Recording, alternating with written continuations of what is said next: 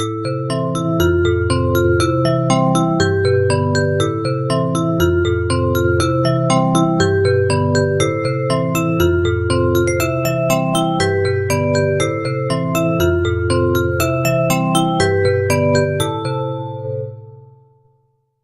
sentiments primaires. Primaires, ça veut dire qu'ils sont à l'origine de la plupart de nos émotions. D'accord? Alors, ce sont des sentiments qui sont développés chez l'homme depuis toujours, en fait, et qui existent depuis toujours, qui sont liés à différentes choses. La peur, particulièrement, est liée à la survie d'espèces. Donc, au départ, pour schématiser, chez Cro-Magnon, la peur, c'était de ne pas se faire bouffer par le mammouth, ou par le crabouillis en tout cas, ou ce genre de choses. Donc, elle était utile, en fait, vraiment pour la survie de l'espèce. Au fil du temps, ce sentiment a forcément changé parce qu'aujourd'hui, c'est clair qu'on ne va pas se faire écrabouiller par un mammouth. Donc, on a développé des émotions qui sont des émotions beaucoup plus complexes et qui, au final, sont toutes liées soit à la peur, soit à l'amour. Donc ça, c'est vraiment quelque chose qu'il faut réussir à bien visualiser, à bien ancrer en vous. Quand vous vivez une émotion, quelle qu'elle soit, elle est toujours liée à un de ces deux sentiments. Toujours. D'accord? Donc, deux filtres, la peur ou l'amour. D'accord? Alors, au-delà de ces deux émotions se jouent dans 5 aspects majeurs. C'est-à-dire que vous êtes venu sur Terre pour évoluer. Vous n'êtes pas venu ici par hasard, tiens, paf, je me suis trouvé ici, je suis pas mal, je reste quelque temps. Non. Vous avez tous une mission ici, vous avez tous une mission au moins personnelle, qui est une mission d'évolution. Vous êtes là pour, finalement, grandir, vous révéler à vous-même, devenir acteur de vos vies, enfin bon, toutes ces choses un peu positives qui vont vous permettre en fait d'atteindre le bonheur et un état d'amour pour vous-même et que vous allez pouvoir donner aux autres. Ça, c'est le but. Donc, vous avez, pour expérimenter, quand vous vous incarnez, 5 aspects qui vont se mettre en place dans votre vie. Ces 5 aspects, je les ai détaillés ici, sont la vie matérielle et professionnelle, la vie familiale, la vie sentimentale, la vie sociale et la vie spirituelle. Donc on va détailler un petit peu ce que sont ces 5 aspects. Donc vous êtes né dans une famille, déjà. Ça c'est le premier aspect, l'aspect familial. Vous arrivez dans cette famille, donc, que vous avez choisie avant votre incarnation. Donc voilà, ça c'est un choix, c'est votre premier choix finalement. Pourquoi est-ce que vous avez choisi cette famille? Parce que, en arrivant dans cette famille, vous aviez des possibilités d'évolution, c'est-à-dire des choses que vous alliez pouvoir jouer, des choses que vous alliez pouvoir expérimenter avec certains membres de votre famille, et qui vont vous permettre de comprendre certaines choses, d'entrer en conscience, et donc de guérir certaines choses d'ordre karmique ou transgénérationnel qui peuvent éventuellement soit polluer votre famille, soit vous polluer vous-même à l'avenir.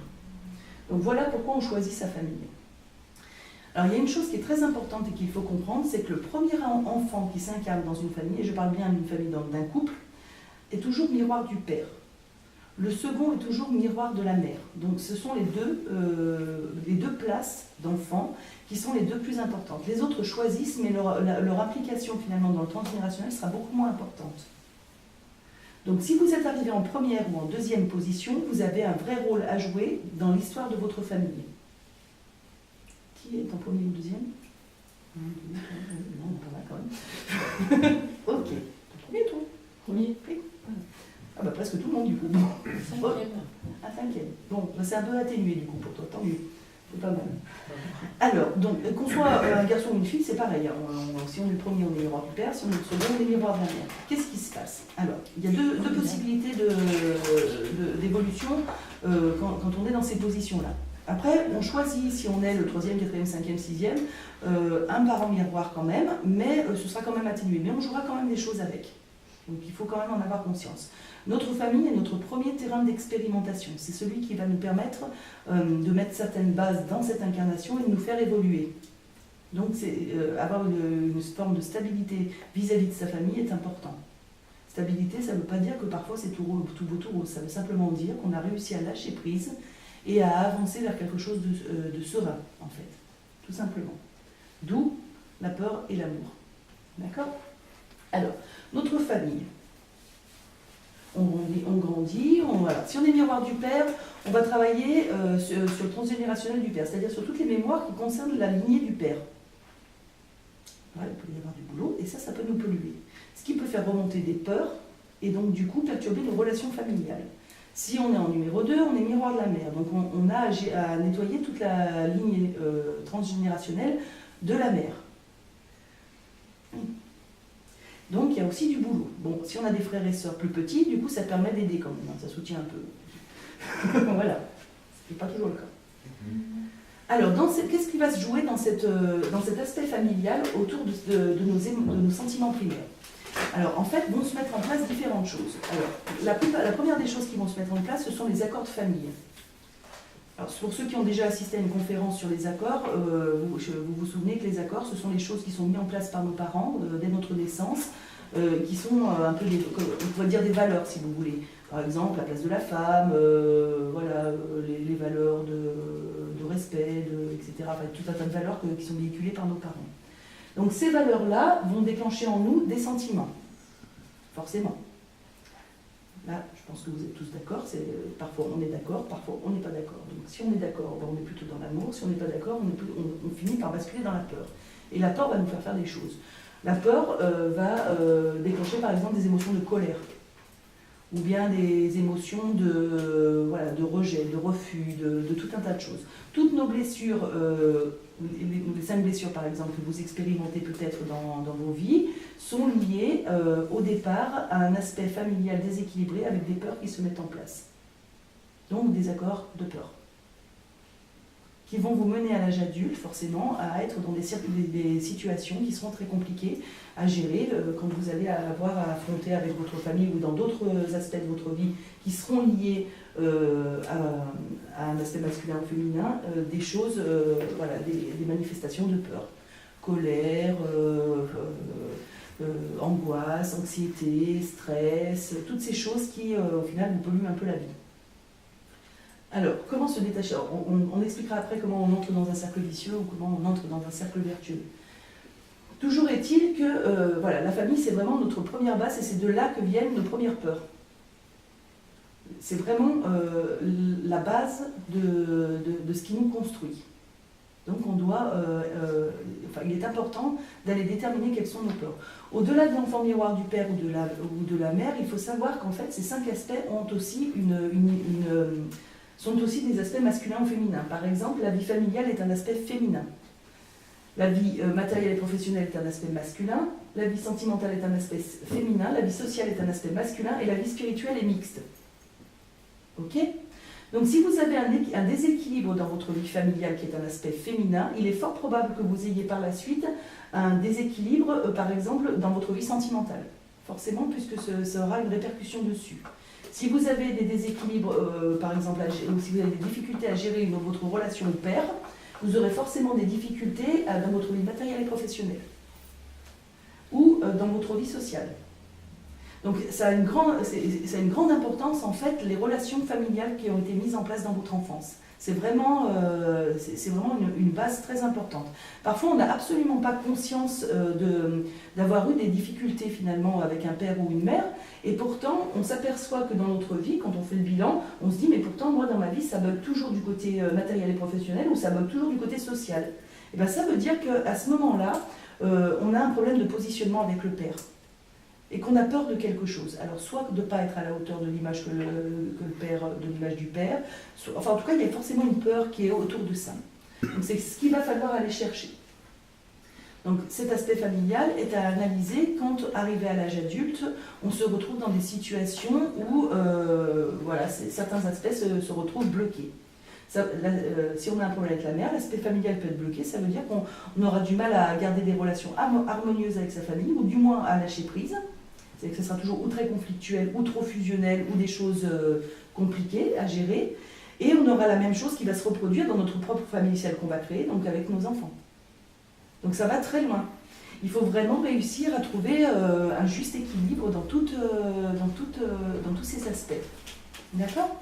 Alors on va passer au deuxième aspect qui est important, enfin ils sont tous d'ailleurs, parce que tous sont d'égale importance dans l'équilibre de l'être humain. C'est-à-dire, par exemple, des fois, j'ai des personnes qui me voient et me disent « Non, mais le sentimental, c'est fini pour moi, machin ». Ça n'est pas possible. Ça n'est pas possible. C'est un des aspects majeurs. Donc, ça demande à être équilibré aussi. Comment ? Je lui dis ça, toi ? Ah bon ? Ah bon, oui, bien sûr. sûr. J'ai pas dit ça en fait. Hein. Oui, non, mais bien sûr, on la connaît. J'ai pas dit ça, c'est pas bon. Non, t'as dit comme ça. J'ai dit, moi pour l'instant, j'ai autre chose à faire pour m'occuper des mecs. Oh oui, c'est une façon de voir les choses. Donc, passons à notre vie matérielle et professionnelle. Donc, dans la vie matérielle et professionnelle, qu'est-ce qu'on va voir comme dysfonctionnement? Donc, je vous rappelle que c'est un aspect qui est lié au masculin et au père. Quand ça dysfonctionne, alors soit on n'arrive pas à trouver sa place dans le monde du travail, donc vous avez des gens qui vont zapper d'un travail à un autre, qui vont se mettre en situation d'échec constante, qui vont avoir des accidents, qui vont perdre leur travail, qui vont constamment avoir des difficultés d'ordre matériel, qui n'arriveront pas à quelque part entrer dans une vie matérielle et professionnelle stable. Ce sera compliqué pour eux. Ça, c'est le dysfonctionnement de ce qui va se produire. Pourquoi? Parce qu'en fait, il y a aussi une peur qui s'est créée, et la peur, généralement, elle est liée à cet aspect familial. En fait, tout découle principalement de nos accords de base, c'est-à-dire qui sont liés à notre famille. Donc, ce qui va se passer, c'est qu'il y aura une peur. Alors, soit la peur de ne pas être à la hauteur du père, en général, mais d'autres peurs qui peuvent également, et d'autres émotions qui peuvent se greffer autour et qui vont empêcher l'adulte, l'enfant qui est devenu adulte, d'atteindre cette forme de stabilité. Et ça, du coup, ça va être extrêmement déstabilisant pour cet aspect professionnel, mais au-delà de ça, ça le sera aussi pour l'aspect social et peut-être à long terme pour d'autres aspects. N'oublions pas, ça je ne voulais pas préciser, que si ces aspects sont déstabilisés pendant trop longtemps, c'est comme ça qu'on tombe malade. Parce qu'au bout d'un moment, on emmagasine le déséquilibre, crée des dysfonctionnements énergétiques qui produisent les maladies. Donc c'est très important d'aller, quand vous avez un problème de santé, d'aller analyser le pourquoi de ce problème de santé. Il n'est jamais là au hasard. Votre corps manifeste simplement que vous êtes en déséquilibre. Tout est question d'équilibre. Ça, c'est sa phrase. Voilà. Donc, par contre, quand on a une vie matérielle et professionnelle harmonieuse et qu'on est donc dans l'amour, là, on trouve sa place facilement. On connaît sa mission, on est épanoui dans son travail, on ne manque pas d'argent, on a autour de soi les choses matérielles dont on a besoin. Donc, les choses sont sereines. Voilà comment, c'est comme ça que ça devrait être pour tout le monde d'ailleurs. Mais malheureusement, ce n'est pas le cas parce que très souvent, on n'a pas réglé nos difficultés d'enfance. Ensuite, nous avons la vie sentimentale. Alors ça, c'est un des 5 aspects majeurs, je le redis, hein, on ne peut pas laisser un des aspects de côté. L'aspect sentimental, ça sous-entend d'avoir une relation sentimentale équilibrée. C'est-à-dire de vivre une relation privilégiée avec une personne. C'est le premier terrain d'expérimentation de la vie d'adulte. Le premier terrain d'expérimentation de la vie d'enfant, c'est la famille. Le premier terrain d'expérimentation de la vie d'adulte, c'est la vie sentimentale. Pourquoi? Parce que vous êtes en couple. Le couple est un espace privilégié finalement, où 2 personnes se rencontrent, mettent en commun finalement leurs accords, ce qui est une des phases les plus difficiles d'ailleurs, la mise en place des accords. Et puis ensuite, alors bien sûr, elles sont protégées par justement une énergie d'amour au départ, puisque quand on se met en couple avec quelqu'un, c'est que généralement on ressent quelque chose, en principe, hein, c'est quand même la meilleure des... En tout cas, quand on est en relation, au moins contrat d'âme, ou pas contrat d'âme, âme sœur ou flamme jumelle. Bon, ça on en reparlera sur une autre conférence. En tout cas, notre vie sentimentale nous permet des expériences quelque part un peu protégées, parce qu'on sait là que l'amour est sûr, c'est-à-dire qu'en général, quand le couple est solide, normalement, l'un et l'autre doivent être sûrs de l'amour que le partenaire leur porte. Donc, du coup, ça permet d'expérimenter certaines choses, de comprendre, d'avancer et d'être en sécurité, même si on est en face à des difficultés, même si parfois la vie nous mène à des choses un peu compliquées, un peu... voilà. On est quand même en sécurité dans cet aspect-là.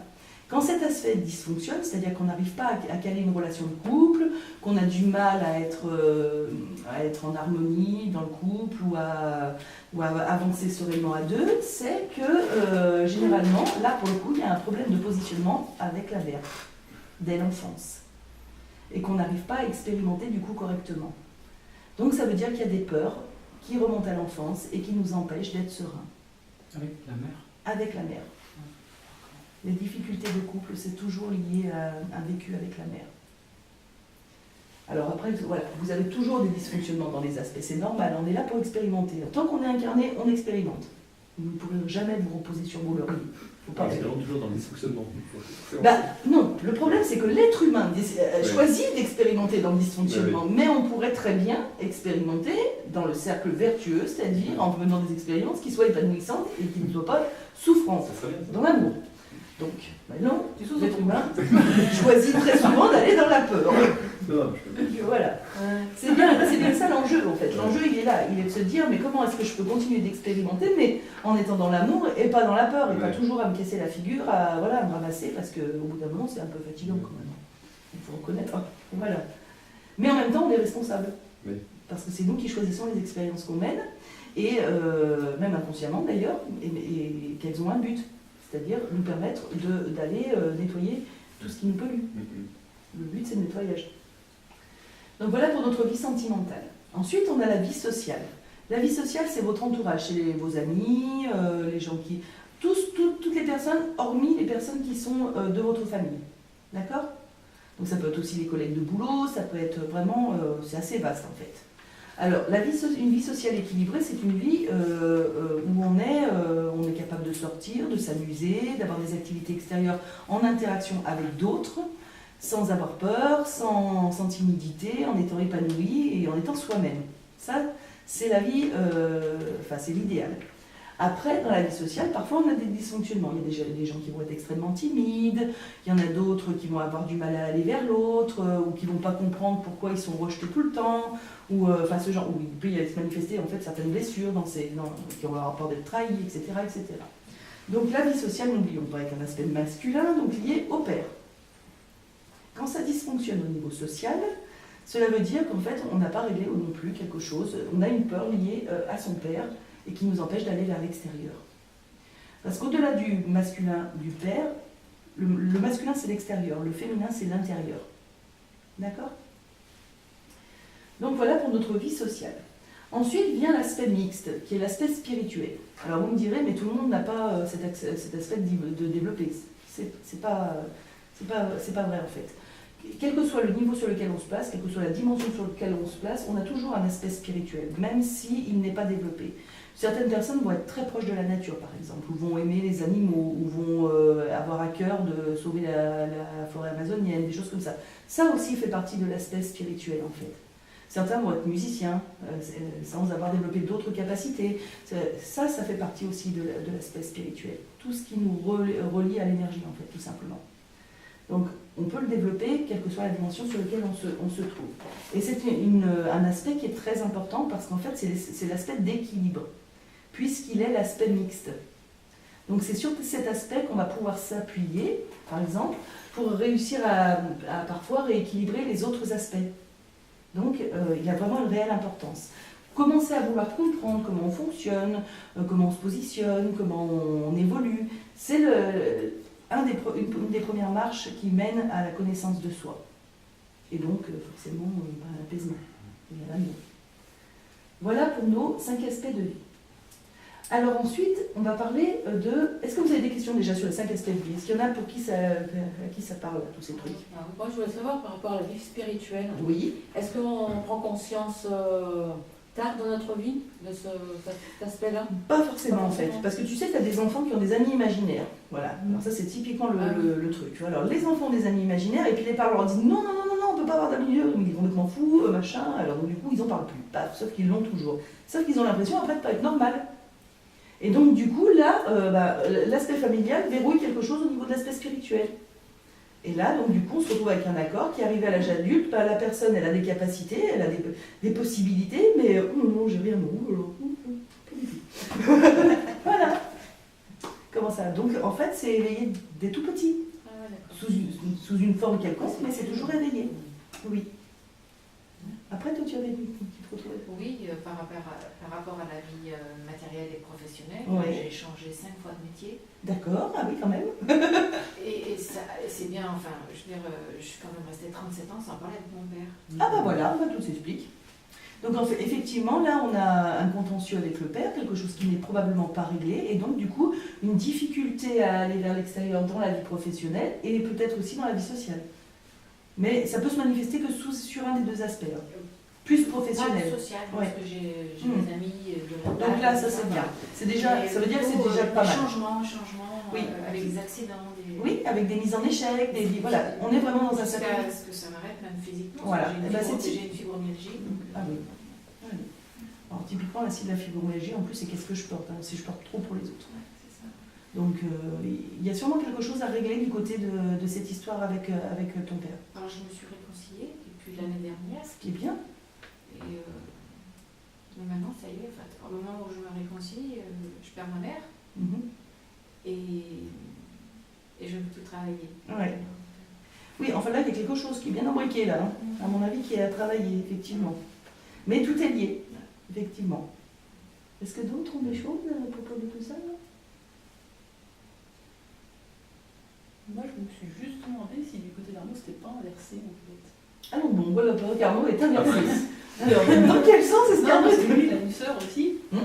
La sœur, elle a la première année et lui, c'est le deuxième. Et j'ai l'impression qu'au niveau des problèmes, c'est pas pareil. Alors attention, Ils être sont miroir inversés. d'un parent, ça ne veut pas dire faire la même chose. Ça peut aussi vouloir dire faire l'inverse. Tout Ouais. et son contraire, c'est la même chose. D'accord.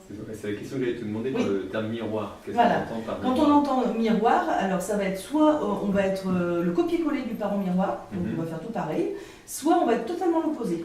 D'accord. C'est la même chose en fait. Comme Rimorini, tu vois, on en a parlé hier. Voilà, c'est ça. Et ben oui, c'est exact, ça peut être vraiment tout l'inverse. D'accord. Alors après, il faut savoir que tous les enfants comptent, y compris les fausses couches, les avortements. Les jumeaux perdus. Les jumeaux perdus aussi comptent. Donc voilà, il faut être vraiment sûr de sa position en fait, hein. Ouais. C'est pas toujours évident. Ah, mais toi, c'est compliqué du coup. Bah oui. Moi je suis deuxième, mais si on était deux à la balle, qui c'est qui le deuxième, c'est qui le troisième? Oui, il est possible que tu sois peut-être le deuxième ou le troisième du coup. Ouais, ça c'est compliqué. Ok. D'autres qui ont des trucs?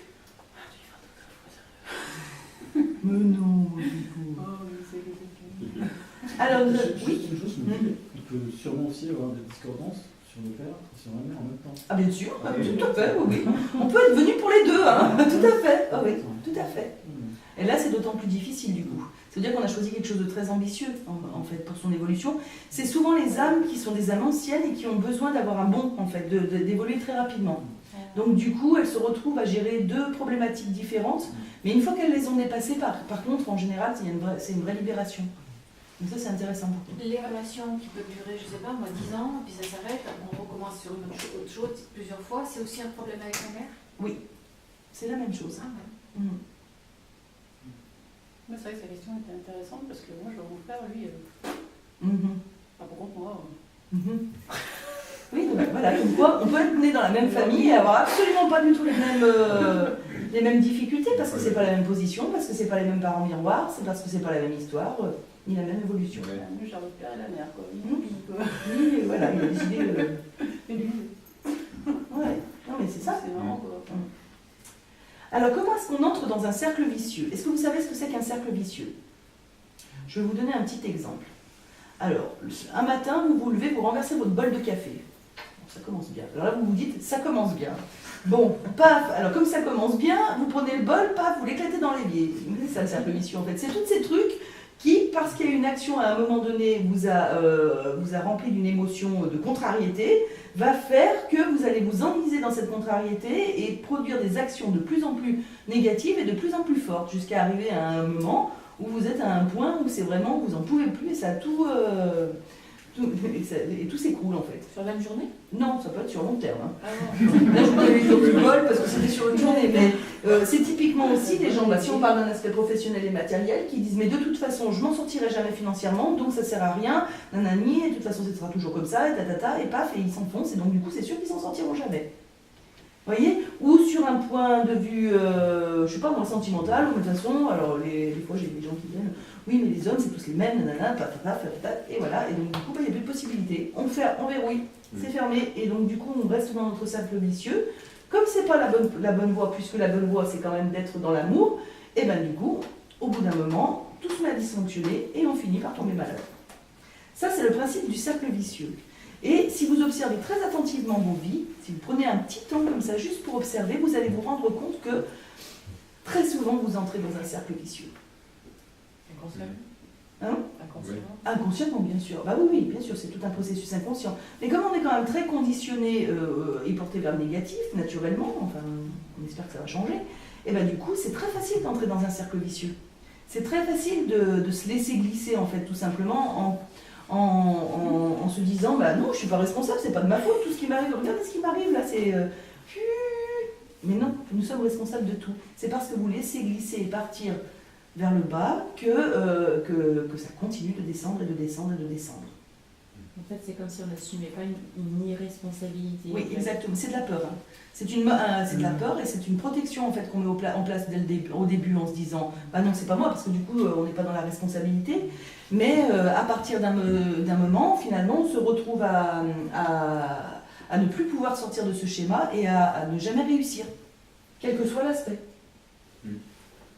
Donc c'est ça qu'il faut absolument observer. Quand vous êtes en échec dans un domaine quelconque ou sur ou quelque chose voilà, qui vous préoccupe, ça veut simplement dire qu'à un moment donné, un de vos aspects a bloqué, que vous êtes entré dans un cercle vicieux et que donc du coup, vous n'arrivez plus à en sortir. Donc le but, ça va être de comprendre déjà, de prendre conscience pour pouvoir en sortir. D'accord ? À l'inverse, on peut aussi éventuellement entrer, et ça c'est mieux hein, quand même, dans des cercles vertueux. C'est le but de la vie. C'est ces cercles vertueux qui tendent vers l'amour finalement et qui nous mènent à la réussite et uniquement à la réussite. Alors ça ne veut pas dire que la vie c'est un long fleuve tranquille après, pas du tout. On mène quand même nos expériences, mais du coup on les mène avec un autre regard, un regard d'amour. Donc toutes ces expériences qu'on vit, elles sont vécues différemment et appréhendées différemment. On ne sera pas en guerre. L'amour n'est pas en guerre. La guerre, c'est de la peur. Et moi, je voyais pas que la peur, mais la colère en fait. Hein. C'est une émotion qui découle de la peur, la colère. Voilà, c'est la même chose. En fait, si tu veux, la peur, il y a de très nombreuses émotions qui découlent, et l'amour, il y a de très nombreuses... La joie fait partie de l'amour. Je sais pas moi, la fierté fait partie de l'amour. Toutes ces choses-là, ça fait partie de l'amour. En gros, si tu veux, il y a les émotions positives et les émotions négatives. Tout simplement. Donc, malheureusement, on grandit beaucoup avec les émotions négatives, mais on pourrait grandir avec les émotions positives. Et ce serait vachement mieux. Mais en fait, j'aurais plus de travail. Oh ben. Qu'est-ce qui fait qu'on grandit en fait avec les aspects négatifs? Parce qu'en fait, tout simplement, dès le départ, quand on s'incarne sur Terre, c'est ce que j'expliquais tout à l'heure, on arrive dans une famille qui a déjà des accords comme ça, qui déjà a des choses, votre père, votre mère ont déjà cette vision des choses. Donc comme vous êtes un enfant tout neuf, qu'est-ce que vous allez prendre ça? Puis après vous allez aller à l'école, donc vous allez prendre encore les trucs, fais pas ci, fais pas ça, il y a des règles, après vous allez aller au travail, et là il y a encore des trucs qui forcément à un moment donné vont vous étouffer, c'est complètement verrouillant en fait tout ça. Alors ça ne veut pas dire qu'il ne faut pas de règles, parce que sinon ce serait l'anarchie, mais il faut aussi savoir s'écouter, c'est-à-dire savoir chercher en soi ce qui est juste pour nous et ce qui n'est pas juste, et ne pas se contraindre à des choses qui ne sont pas justes pour nous. Parce que c'est ça qui à un moment donné fait tout exploser, et nous fait entrer dans le cercle vicieux. Ça c'est important. Donc le truc, l'origine de toutes les difficultés, très souvent dans vos accords familiaux. Oui. Rien qu'au niveau de l'école, en fait, on entoure les fautes en rouge. Là, par contre, si on entourait les bonnes réponses en bleu, ce qui découlerait derrière ne serait pas du tout la même chose. En fait. Tout ça inverserait tout, et donc il n'y aurait plus ces sentiments que les enfants peuvent avoir, qui ne sont pas bons, que voilà. On nous conditionne comme déjà ça. Au départ. Oui. Il n'y a aucune valorisation, c'est toujours en fait dans la répression, dans les choses compliquées. Donc c'est très facile d'entrer dans un cercle vicieux. Tu parles de l'école, mais par exemple, un élève qui ne réussit pas entre très vite dans un cercle vicieux. Parce que voilà, il a le sentiment de jamais réussir, etc., et qu'il n'y voit rien, et au final, il sera vraiment dans l'image qu'on lui a donnée dès le début. Ça va très loin, en fait. Ça peut aller très loin, suivant les personnes. Non. Alors, au niveau du cercle vertueux, comment est-ce qu'on fait pour entrer dans un cercle vertueux? Alors, je vous ai plusieurs fois parlé de la loi d'attraction, si vous en avez envie, il n'y a pas d'obligation. Toujours est-il que quand on est dans un cercle vertueux, dans chacun de nos aspects de vie, on est plutôt équilibré et on a moins de difficultés à gérer nos relations aux autres, à gérer notre vie et à avancer sereinement. Alors, un cercle vertueux, par exemple, pour la vie matérielle et professionnelle, ce serait se poser la question et se dire, voilà, tout commence toujours par un bilan. Donc se dire, est-ce que je suis vraiment heureux ou heureuse dans ma vie matérielle et professionnelle? Réponse, Oui ou non? Ok, on se pose la question. Est-ce que ça me satisfait? Est-ce que j'ai tout ce qu'il me faut? Est-ce que tout va bien? Oui ou non? D'accord? Là, à partir de cette réponse, vous allez déjà savoir où vous vous positionnez. Est-ce que vous êtes dans la peur ou est-ce que vous êtes dans l'amour? Si c'est oui, parfait. Restez comme ça, ne bougez pas, continuez d'évoluer dans ce sens-là. Normalement, c'est que vous êtes dans le cercle vertueux et que les choses devraient continuer à avancer. Par contre, si la réponse est non, en ce qui concerne la vie matérielle et professionnelle, ça veut dire que vous êtes déjà entré dans un cercle vicieux et qu'il va falloir inverser les choses. Donc, il va falloir s'attendre à poser des changements. Et ça, immédiatement, votre esprit va dire « Oh là, ça me fait trop peur ». Et voilà, panique à beurre. Donc, le truc, ça va être de réussir à se dire, à relativiser, à se détacher, à se dire « La peur n'existe pas ». C'est simplement une projection de notre esprit contre le mammouth. Mais là, il n'y a pas de mammouth en l'occurrence. Donc, ça n'existe pas. C'est simplement moi qui mets en place une protection contre quelque chose qui serait bon pour moi. Donc, du coup, dans notre vie matérielle et professionnelle, pour mettre en place notre cercle vertueux, on va se dire, voilà, moi, qu'est-ce que je rêve dans l'idéal? Qu'est-ce que je voudrais faire? Alors, bien sûr, quelque chose qui soit accessible, pas un truc... c'est sûr que si vous me dites que je vais devenir cosmonaute, je vais vous dire, moi, ça risque d'être un peu compliqué. Mais, voilà. Mais là, en l'occurrence, quelque chose de réaliste, de réalisable, qui soit parfait pour vous, quelque chose qui vous corresponde, et mettre en œuvre, se mettre en route pour réussir cet objectif-là. Simplement en ayant déjà l'idée, vous entrez dans le cercle vertueux. Et donc, du coup, vous commencez à mettre en place des choses, des étapes positives qui vont vous amener à la réussite. Simplement, tout ça, ça ne doit être que pour vous. C'est-à-dire que quand vous êtes en train de créer ce cercle vertueux, vous devez le faire pour vous. Vous ne devez pas le faire en vous comparant à un tel, en faisant telle chose, ou en disant bah, « mon père, il aurait aimé ça pour moi », voilà. C'est vraiment uniquement pour vous. Les questions, quel que soit l'aspect de votre vie, ne doivent être posées que pour vous, parce que vous êtes tous différents, vous êtes tous uniques. Et donc, du coup, vous ne pouvez pas vous comparer à qui que ce soit. Vous ne serez jamais votre père, votre sœur, voilà, vous êtes vous. Donc, faites en sorte de devenir la meilleure version de vous-même. Ok? Donc, vous entrez dans... une fois que vous avez posé votre idée, quelque chose qui vous correspond vraiment dans votre vie matérielle et professionnelle, vous commencez à monter les étapes, et là, vous sortez de la peur. Et vous entrez en fait dans l'amour. Dans l'amour du travail que vous faites, dans l'amour pour vous-même et dans l'amour que vous allez donner aux autres dans le cadre de votre travail. Et très souvent, le travail ou la vie professionnelle qu'on va mettre en place par rapport, quand on est dans un cercle vertueux, ce sera toujours quelque chose qui est en lien avec notre mission de vie. Quelque chose pour lequel vous êtes vraiment fait. Et pas quelque chose qu'on attend de vous. D'accord ? Au niveau de la vie familiale, c'est peut-être le plus gros travail qu'il va falloir faire pour rentrer dans le cercle vertueux. Alors, il y a déjà une chose, un accord de base qui est très important et qu'il faut en principe défaire pour beaucoup, c'est de se dire qu'on arrive dans une famille et qu'on est obligé d'aimer tous les membres de sa famille. C'est totalement faux ça. Ça c'est un accord de société. Vous avez le droit de ne pas aimer quelqu'un. Voilà, ça ne veut pas dire que vous êtes méchant avec, ça veut simplement dire que parfois, il n'y a pas de lien. Ça, c'est pas grave. Donc, il faut sortir de la culpabilité déjà dans un premier temps. Ensuite, on s'appuie sur les expériences qu'on a menées dans son enfance. Donc, on va dire, voilà, est-ce que j'ai eu une enfance heureuse? Oui, non. C'est pas parce qu'on a eu une enfance heureuse que c'est mieux d'ailleurs. Hein. Parfois, on met en place des accords du coup qui sont très compliqués à vivre à l'âge adulte, parce qu'il y a une forme de désillusion à l'âge adulte. Donc, il va falloir aller analyser tout ça. Après, se dire, qu'est-ce que je veux moi vraiment par rapport à ma famille? Est-ce que je veux continuer à essayer de temporiser tout le monde, d'aider tout le monde, de me prendre des baffes, des choses comme ça? Ou quelque part, est-ce que je veux aussi les aimer simplement, mais en les laissant là où ils sont, c'est-à-dire à leur place, tranquillement, en étant finalement dans le détachement? Ça ne veut pas dire que vous n'allez plus les voir, ça veut simplement dire que vous les laissez tranquillement vivre leurs expériences, sans vous en mêler, et sans en faire partie. Ça c'est du lâcher-prise en fait, tout simplement. Et puis il faudra quand même aller chercher ce qui, à un moment donné, a créé des accords chez vous qui vous ont verrouillé, qui ont fait que dans les autres aspects de votre vie, vous n'arrivez pas à avancer. Et ça, c'est aussi un petit bilan qu'il va falloir faire, et qui permet finalement de dénouer bon nombre de situations.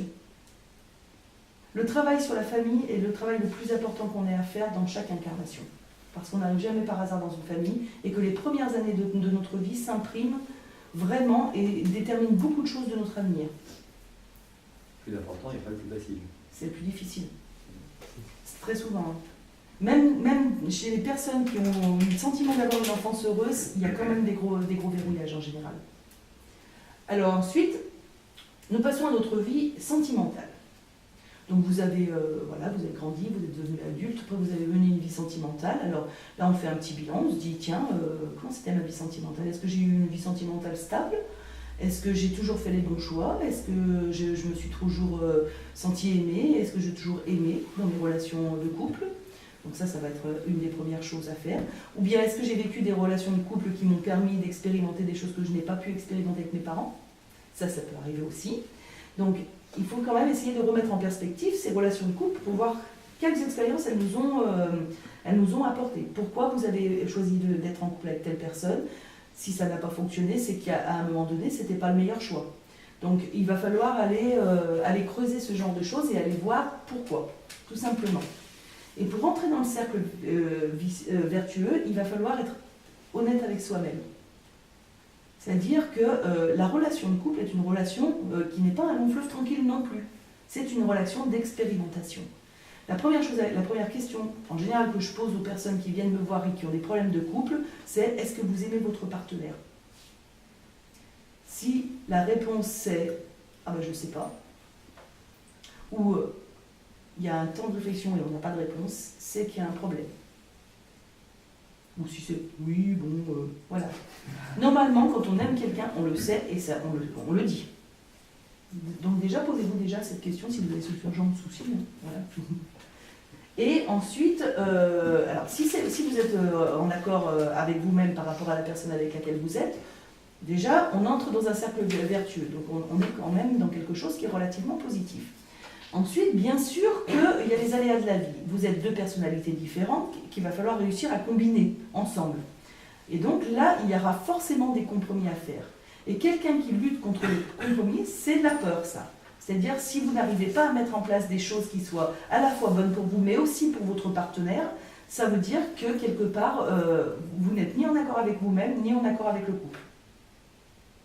La vie de couple est faite aussi de compromis et d'accords de couple, pour le coup.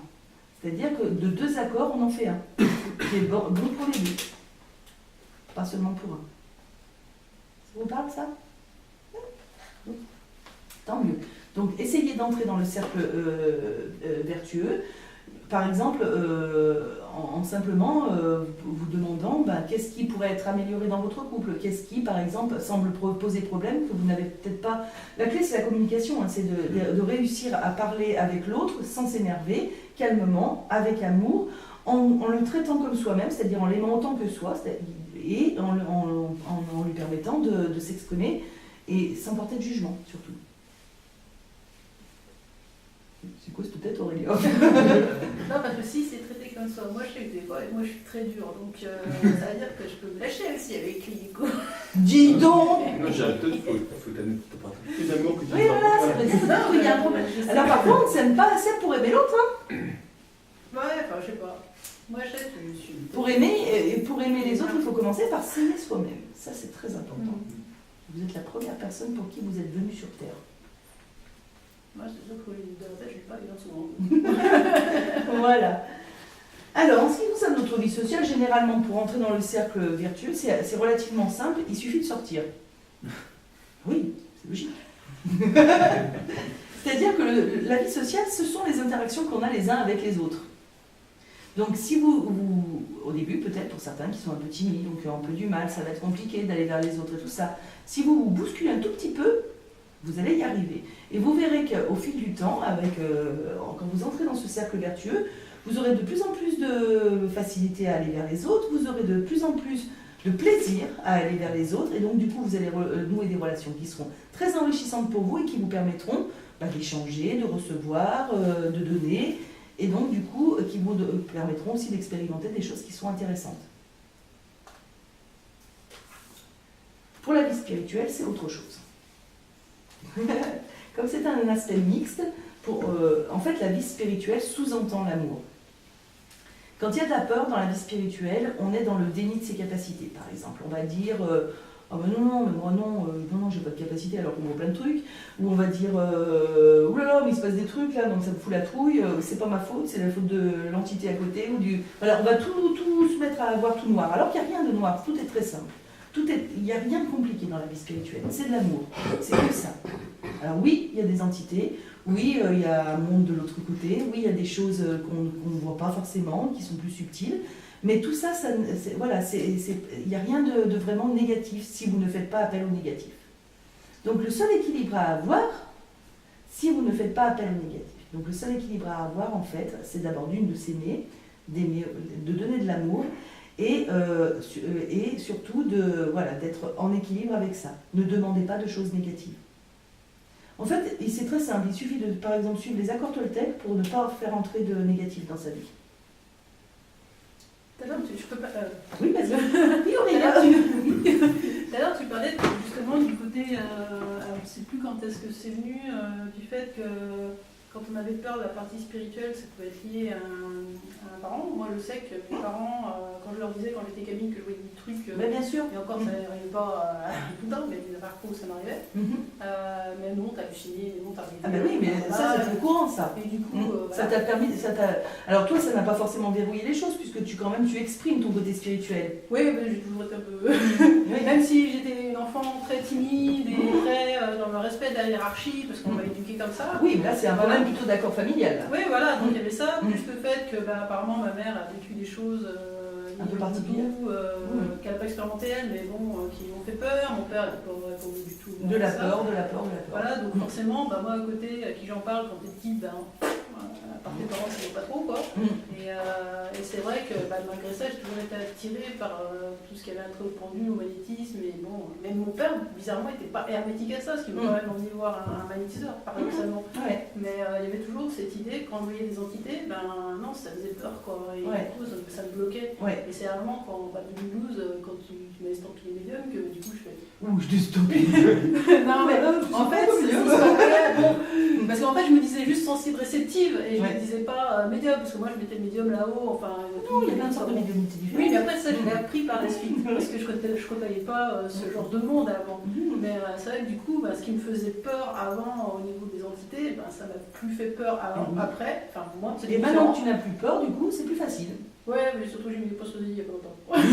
Alors aussi, en gros, j'ai fait une petite durite avec Émile, là. Donc, il y a des choses qui sont un peu ça mieux. Mais ouais, effectivement, il y a cette peur liée donc, à cette partie spirituelle n'a plus eu lieu d'être, en fait. Oui. Bon, c'est pas d'autres choses, mais non, ça, je trouve que c'est bien calmé ces derniers temps, c'est cool. Mais, et oui, parce qu'il y a moins de peur. Ouais, voilà. Tout simplement. Puis j'ai fini par percevoir, je voyais plus des squelettes noirs ou des squelettes blancs, j'ai fini par le percevoir autrement en fait. Oui. Au fur et à mesure que j'évoluais, la peur. Tu l'as dit, au fur et à mesure que tu as évolué, voilà. la peur s'est atténuée et donc du coup, fini par disparaître. Ouais, maintenant c'est plus des fois qu'il me gonfle un peu, mais quand je me sens, on a le droit, parce que bon, des fois c'est vrai quand on est sollicité par l'autre côté, ça fait beaucoup. Là, voilà. Mais c'est bien, tu es en train d'entrer dans le cercle vertueux de la spiritualité. Oui, mais des fois, finalement, il faut quand même peut-être faire mettre un peu il faut être quoi. C'est ça en fait, voilà. il faut être sûr de soi. Ouais, puis moi je sais pas se laisser envahir. Voilà. J'ai mis un peu les points sur les au niveau des guides pour leur dire que vous êtes plus gentils, mais là ils m'ont dit de frotter les conneries. Tu peux, de toute façon, c'est pas grave. Mais je sais que c'est la nuit de cette nuit-là. Le passage là, on a un peu marre de. Oui. Et je sais que après, n'oubliez pas que vous avez quand même choisi une mission, tous. Ah ouais, mais bon. Donc du coup, il faut quand même assumer cette mission. Il y a assumé, puis à un moment donné, c'était trop, quoi. Oui, là où c'était beaucoup. Voilà, c'était un peu beaucoup, quoi. Parce que c'était mal canalisé, ça partait dans tous les sens. Ah ouais, non, mais puis des fois, jusqu'à minuit, 1h du matin, on y était encore, quoi. Bon, c'est bon. Oui, bon, après, il faut aller bosser le lendemain. Ouais, on est quand même terrestre, humain, il faut dormir un peu. Incarné et ancré. Voilà, et c'est là que j'ai un peu. Et comment on peut comprendre sa mission? Alors, comment est-ce qu'on comprend sa mission? En fait, notre mission, elle est déterminée par deux choses. Elle est déterminée par notre famille d'âme, principalement. Donc ça, ce sera notre mission pour l'ensemble. Et on a une mission personnelle d'évolution. Alors, la mission personnelle d'évolution, elle est déterminée par notre dimension spirituelle. Donc ça veut dire que suivant votre dimension spirituelle, vous n'allez pas tous travailler les mêmes choses. Quelqu'un qui est sur une première va travailler le matériel, c'est ce que je vous ai expliqué tout à l'heure. Et quelqu'un qui sera sur une 4e dimension va travailler l'ouverture de cœur et les émotions. Donc forcément, ce ne sera pas du tout la même chose. En première dimension, le truc important, ce sera d'avoir une maison, un travail qui rapporte et un labrador et une famille. En 4e dimension, ce sera plutôt réussir à canaliser ses émotions et à donner de l'amour aux autres. On peut vouloir aussi une maison avec un chien. Oui, mais tu l'as déjà expérimenté, ça c'est fini en 4e dimension, bien sûr. Alors, bien sûr, oui, quand tu es stabilisé dans l'aspect professionnel et matériel, oui. Mais en même temps, c'est pas la priorité, c'est ce que je veux dire. Ça se fait naturellement parce que tu es équilibré. Tu cherches plus à l'avoir volontairement en fait, c'est pas le but de ta vie. Tu vois ce que je veux dire? Dans une 4e dimension, ou dans une 3e ou une 2e. Il y a vraiment des stades différents. Une fois que tu as expérimenté, c'est acquis.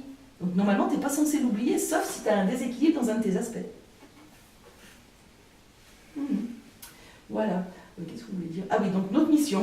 Alors après, voilà, donc la mission personnelle qui est déterminée par rapport à notre dimension spirituelle, et notre mission pour l'ensemble, donc ça qui est une mission importante, vous êtes tous là aussi pour l'ensemble, qui est liée à notre famille d'âme. Donc en fonction de notre famille d'âme, on aura des missions qui seront différentes.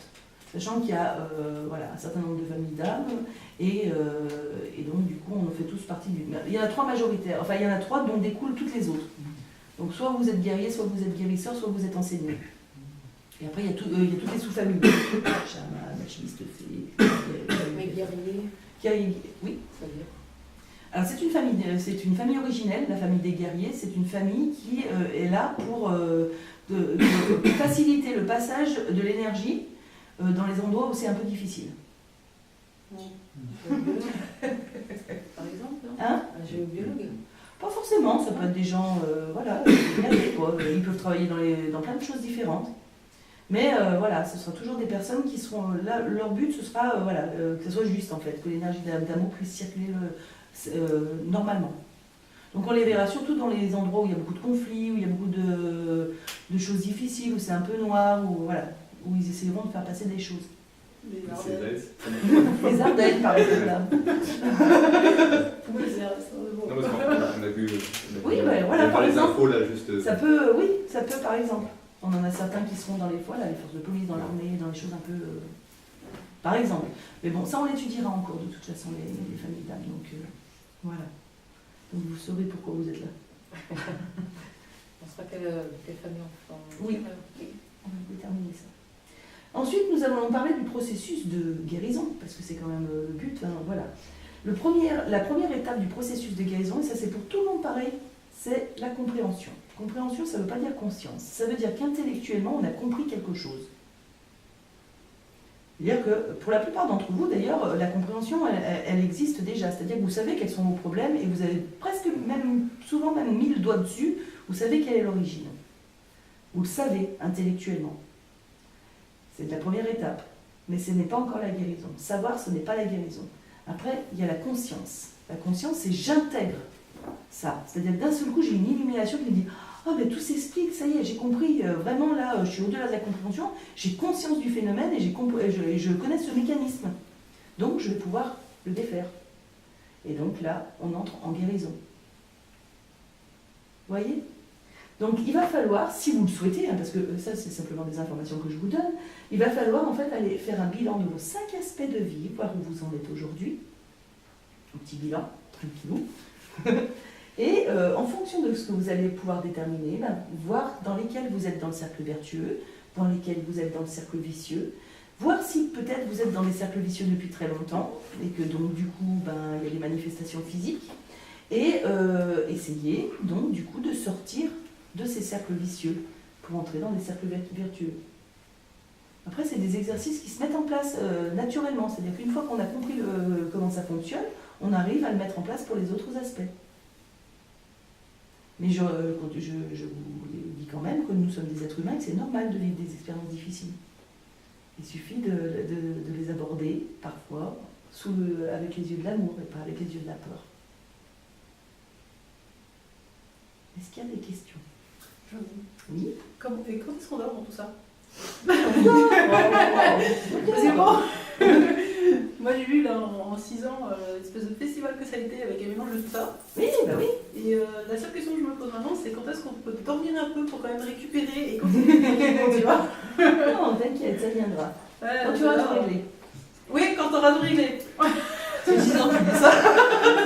Mais n'empêche que si on regarde les choses objectivement quand même, la Aurélia d'il y a 6 ans et celle d'aujourd'hui, ça n'a rien à voir. Ah ouais, non, mais ça c'est clair. Bien. C'est clair. Mais j'ai toujours pas beaucoup dormi, tu vois. C'est cette obsession pour le sommeil. Tu vois, mais ça va, je les ai cachés là. Bien. Non, mais je veux dire, je pense qu'on est tous prêts à aborder ce genre de choses, mais c'est vrai que quand tu es dans des phases actuelles où l'énergie elle bouge dans tous les sens, où tu es sensible à tout ça, il y a que même la nuit tu n'es pas serein parce que tu te réveilles à 3h du matin, 5h du matin, bon, on a tous des sommeils un peu bizarres. Forcément, quand toi déjà physiquement tu es crevé, tu as plus de mal à aborder ce genre de truc. Quoi. Et du coup, à faire être un peu plus conscient. Mais il ne faut peut-être pas aborder quand on est en faiblesse, peut-être, non je dis ça comme ça. Ah bah, c'est Peut-être, quand on est en voilà. faiblesse qu'il faut aborder les choses. Oui, mais je veux dire, quand on est là, apparemment. Si c'est vous un êtes en effet. faiblesse, ça veut dire qu'il y a un dysfonctionnement. Forcément, Oui. et que si vous êtes en faiblesse, ça veut dire que quelque part il y a une peur. Donc c'est le moment où il faut aller voir. Ouais, mais je veux dire, la seule faiblesse, c'est le fait de manque de sommeil. C'est Quand l'obsession. tu sais, quand tu dors, enfin, je veux dire, oui, c'est bien, mais je tu sais, Aurélia, quand tu me parles de ton sommeil, je comprends, Ouais. je sais que c'est très dur de manquer de sommeil. Mais en même temps, pourquoi est-ce que tu manques de sommeil? C'est pas uniquement parce que ça brasse trop, qu'il y a des énergies, qu'il y a des choses comme ça. C'est peut-être aussi parce que tu as quelque chose à travailler. Donc il y a quelque chose qui travaille. Aussi, tiens, par exemple. Parce que là, ça peut très bien, même si au-delà de ça, tu me dis oui, mais il me sollicite beaucoup tout ça, mais ça peut être parce qu'il n'y a pas, que l'équilibre spirituel n'est pas complet. Peut-être que tu n'es pas encore tout à fait calé dans un cercle vertueux au niveau spirituel. Ah, mais ça, je sais qu'il y a certains trucs où je ne suis pas encore calée à 100%, ça c'est Oui, ça, évident. on est tous. Hein. Ouais, donc voilà, il n'y a pas de doute. Ouais. Mais Voilà. enfin, je veux dire, c'est vrai que depuis septembre, là. Ça brasse beaucoup, effectivement. Mais c'est. tu travailles bien. Il Oui. ne faut pas s'inquiéter. Ouais, mais c'est dodo quand même. Tu lui fais une bonne tisane. Et voilà. Voilà, je pense. Hein, voilà, une bonne tisane, une bonne bulle de protection et on n'en parle plus. Demain matin, 9h, c'est bon. Parce que même quand tu dors, tu fais des rêves, tu pars dans tes sommeils, dans des sommeils Tu fais ta protection. Ah mais oui, mais alors matin, soir, c'est la jaguar. Hein. Mais je veux dire, tu pars, tu fais des cauchemars, tu fais des trucs, tu vois d'autres choses, mais je veux dire, même des fois quand on fait la sieste entre midi et 2, t'es en monde alpha, tu reçois encore des infos, enfin je veux dire, ok c'est sympa, mais des fois t'aimerais bien Ouais, que ce soit voilà, off. quoi. Sommeil Ouais, réparateur. voilà. Que ce soit plutôt un sommeil réparateur ou tu Mais vois, là, des c'est parce que petits c'est encore un papillons, petit peu l'anarchie quand même au niveau spirituel. Parce que dans Ah le oui, on mais, va être beaucoup plus. Je veux dire, il y a peut-être, je veux dire, en 6 ans, tu as bien vu tout ce qui s'est passé, Oui, toutes c'est les vrai. outils que C'est j'ai vrai. eu, et C'est j'ai vrai. l'impression que, en fait, je suis en train de rattraper tout ce que j'ai pas vu avant parce que Bon, ça, toutes donc, mes peurs, t'as quoi. assez dormi avant, maintenant c'est bon. Ouais, je sais pas, c'est pas parce que j'ai dormi, c'est parce que j'avais des peurs, quoi. Et du Oui, coup, oui, là, ça. c'est une espèce de condensé de connaissances qui était obligé de qu'on balance comme ça, et toi tu fais. C'est comme ça, tu mettais des allumettes, là, allez, vas-y, faut que ça prenne, là, parce que t'as une apéro à la fin de la semaine, hein. Et à la fin, t'en peux plus, quoi. C'est parce que tu refuses simplement d'écouter en fait. Oui, c'est ça. Parce que pour toi, ils ne te laissent pas dormir, donc tu ne veux pas les écouter, mais oui, C'est un cercle simplement tu vicieux. les entends, c'est tout. C'est qu'un cercle vicieux. Ah, mais je veux bien les entendre, mais pas entre minuit et 6h du mat, tu vois. Voilà. Mais ça, Je c'est veux pas dire, il n'y c'est, a pas de notion de temps de l'autre côté. Bah oui, c'est pour ça, donc j'en fais un peu là-dessus. Espérons que ça aille mieux. Par contre, si, plus de chances d'être entendu. Quand c'est plus calme. par contre, si par exemple on aime son métier, mais qu'il y a des blocages parce que ça stagne tout le temps et qu'il n'y a pas d'évolution, comment ça se passe Alors, il y a le métier en lui-même, mais il y a aussi l'endroit qui est important. Et c'est deux choses qui sont complémentaires en fait. Tu peux aimer ton métier, adorer ce que tu fais, ça stagnera toujours si c'est pas au bon endroit que tu le fais. Ça aussi c'est important. Il faut en tenir compte.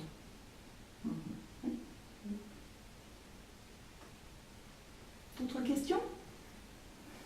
Juste te dire, Aurélia, en fait, il y a plus beaucoup de gens qui dorment mal en ce moment. Oui. Ah, mais je sais, ouais, ça. Regarde Martine, elle dort pas la nuit. C'est pour ça que je posais la question, c'est pour Oui, tout le en plus, monde, ce tu vois, soir. parce que Ah ouais. des fois, il y a Non mais même, ça fait plusieurs mois que ça dure là. Bon, nous on se réveille à 4h30 du matin.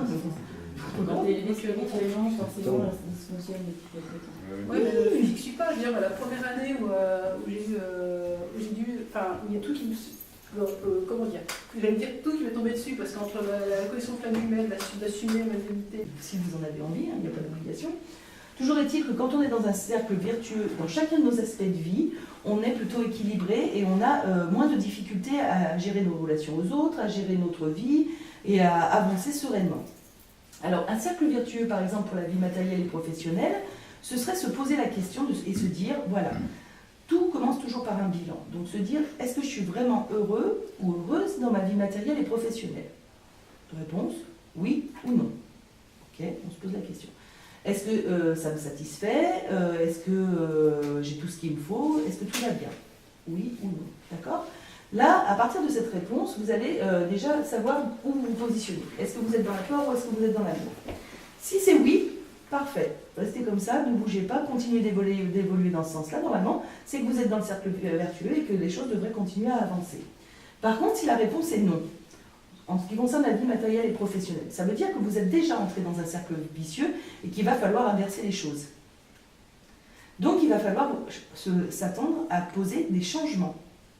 Et ça, immédiatement, votre esprit va dire « Oh là là, ça me fait trop peur ». Et voilà, panique à beurre. Donc, le truc, ça va être de réussir à se dire, à relativiser, à se détacher, à se dire « La peur n'existe pas ». C'est simplement une projection de notre esprit contre le mammouth. Mais là, il n'y a pas de mammouth en l'occurrence. Donc, ça n'existe pas. C'est simplement moi qui mets en place une protection contre quelque chose qui serait bon pour moi. Donc, du coup, dans notre vie matérielle et professionnelle, pour mettre en place notre cercle vertueux, on va se dire, voilà, moi, qu'est-ce que je rêve dans l'idéal? Qu'est-ce que je voudrais faire? Alors, bien sûr, quelque chose qui soit accessible, pas un truc... c'est sûr que si vous me dites que je veux devenir cosmonaute, je vais dire, bon, ça va être un peu compliqué. Mais, voilà. Mais là, en l'occurrence, quelque chose de réaliste, de réalisable, qui soit parfait pour vous, quelque chose qui vous corresponde, et mettre en œuvre, se mettre en route pour réussir cet objectif-là. Simplement en ayant déjà l'idée, vous entrez dans le cercle vertueux. Et donc, du coup, vous commencez à mettre en place des choses, des étapes positives qui vont vous amener à la réussite. Simplement, tout ça, ça ne doit être que pour vous. C'est-à-dire que quand vous êtes en train de créer ce cercle vertueux, vous devez le faire pour vous. Vous ne devez pas le faire en vous comparant à un tel, en faisant telle chose, ou en disant bah, « mon père, il aurait aimé ça pour moi », voilà. C'est vraiment uniquement pour vous. Les questions, quel que soit l'aspect de votre vie, ne doivent être posées que pour vous, parce que vous êtes tous différents, vous êtes tous uniques. Et donc, du coup, vous ne pouvez pas vous comparer à qui que ce soit. Vous ne serez jamais votre père, votre sœur, voilà, vous êtes vous. Donc, faites en sorte de devenir la meilleure version de vous-même. Ok? Donc, vous entrez une fois que vous avez posé votre idée, quelque chose qui vous correspond vraiment dans votre vie matérielle et professionnelle, vous commencez à monter les étapes, et là, vous sortez de la peur, et vous entrez en fait dans l'amour. Dans l'amour du travail que vous faites, dans l'amour pour vous-même, et dans l'amour que vous allez donner aux autres dans le cadre de votre travail. Et très souvent, le travail ou la vie professionnelle qu'on va mettre en place par rapport, quand on est dans un cercle vertueux, ce sera toujours quelque chose qui est en lien avec notre mission de vie. Quelque chose pour lequel vous êtes vraiment fait. Et pas quelque chose qu'on attend de vous. D'accord ? Au niveau de la vie familiale, c'est peut-être le plus gros travail qu'il va falloir faire pour rentrer dans le cercle vertueux. Alors, il y a déjà une chose, un accord de base qui est très important et qu'il faut en principe défaire pour beaucoup, c'est de se dire qu'on arrive dans une famille et qu'on est obligé d'aimer tous les membres de sa famille. C'est totalement faux ça. Ça c'est un accord de société. Vous avez le droit de ne pas aimer quelqu'un. Voilà. Ça ne veut pas dire que vous êtes méchant avec, ça veut simplement dire que parfois, il n'y a pas de lien. Ça, c'est pas grave. Donc, il faut sortir de la culpabilité déjà, dans un premier temps. Ensuite, on s'appuie sur les expériences qu'on a menées dans son enfance. Donc, on va dire, voilà, est-ce que j'ai eu une enfance heureuse? Oui, non. C'est pas parce qu'on a eu une enfance heureuse que c'est mieux, d'ailleurs. Hein. Parfois, on met en place des accords, du coup, qui sont très compliqués à vivre à l'âge adulte. Parce qu'il y a une forme de désillusion à l'âge adulte. Donc, il va falloir aller analyser tout ça. Après, se dire, qu'est-ce que je veux, moi, vraiment, par rapport à ma famille? Est-ce que je veux continuer à essayer de temporiser tout le monde, d'aider tout le monde, de me prendre des baffes, des choses comme ça? Ou quelque part, est-ce que je veux aussi les aimer simplement, mais en les laissant là où ils sont, c'est-à-dire à leur place, tranquillement, en étant finalement dans le détachement. Ça ne veut pas dire que vous n'allez plus les voir, ça veut simplement dire que vous les laissez tranquillement vivre leurs expériences, sans vous en mêler, et sans en faire partie. Ça c'est du lâcher-prise en fait, tout simplement. Et puis il faudra quand même aller chercher ce qui, à un moment donné, a créé des accords chez vous qui vous ont verrouillé, qui ont fait que dans les autres aspects de votre vie, vous n'arrivez pas à avancer. Et ça, c'est aussi un petit bilan qu'il va falloir faire, et qui permet finalement de dénouer bon nombre de situations. Le travail sur la famille est le travail le plus important qu'on ait à faire dans chaque incarnation. Parce qu'on n'arrive jamais par hasard dans une famille, et que les premières années de notre vie s'impriment vraiment et déterminent beaucoup de choses de notre avenir. Le plus important et pas le plus facile. C'est le plus difficile. C'est très souvent. Même chez les personnes qui ont le sentiment d'avoir une enfance heureuse, il y a quand même des gros verrouillages en général. Alors ensuite, nous passons à notre vie sentimentale. Donc vous avez grandi, vous êtes devenu adulte, après vous avez mené une vie sentimentale. Alors là on fait un petit bilan, on se dit tiens, comment c'était ma vie sentimentale? Est-ce que j'ai eu une vie sentimentale stable?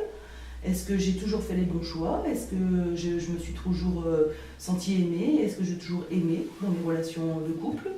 Donc ça va être une des premières choses à faire. Ou bien est-ce que j'ai vécu des relations de couple qui m'ont permis d'expérimenter des choses que je n'ai pas pu expérimenter avec mes parents? Ça peut arriver aussi. Donc il faut quand même essayer de remettre en perspective ces relations de couple pour voir quelles expériences elles nous ont apportées. Pourquoi vous avez choisi d'être en couple avec telle personne? Si ça n'a pas fonctionné, c'est qu'à un moment donné, ce n'était pas le meilleur choix. Donc il va falloir aller creuser ce genre de choses et aller voir pourquoi, tout simplement. Et pour rentrer dans le cercle vertueux, il va falloir être honnête avec soi-même. C'est-à-dire que la relation de couple est une relation qui n'est pas un long fleuve tranquille non plus. C'est une relation d'expérimentation. La première question, en général, que je pose aux personnes qui viennent me voir et qui ont des problèmes de couple, c'est est-ce que vous aimez votre partenaire?